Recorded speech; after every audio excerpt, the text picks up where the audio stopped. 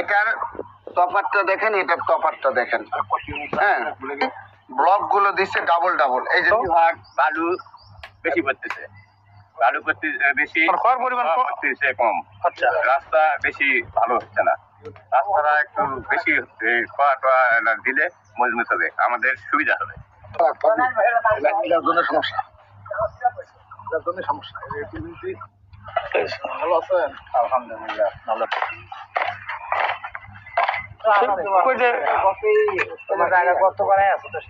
এই যে ইট আছে কিন্তু মাটি নেই। এখন এনারা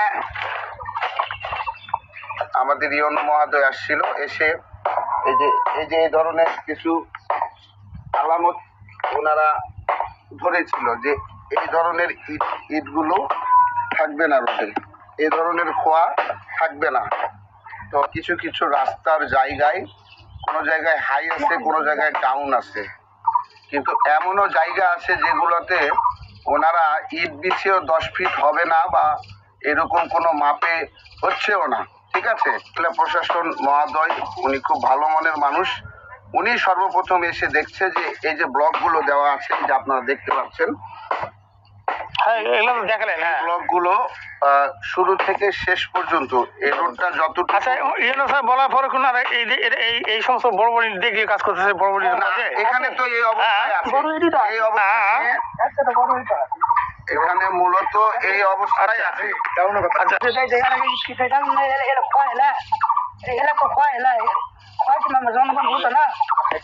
আপনাকে দেখাই একটু, আমার সাথে আছে, রোদ লাগুক। একটা দুটা তো বললাম, মূলত এখানে আপনার ইটের তো দুর্নীতি আছেই, পাশাপাশি যে এখানে রাবিশ গুলো ফেলিয়ে যে রোলার করেছে, ম্যাক্সিমাম আপনি দেখেন যে খোয়ার থেকে বালুর অংশটা বেশি। আপনি যদি এখানে 1 ফিট জায়গা করেন, যতটুকু ডাউন ওরার দিয়েছে, এখানে যদি খোঁড়া যায় তো বালুর অংশটাই বেশি বের হচ্ছে, খোয়া নেই। শুধু খোয়া নেই, মানে বালুর অংশটা 80% আর 20% হচ্ছে খোয়া। যদিও খোয়া আছে, ওই যে বললাম বড় বড় ব্লক।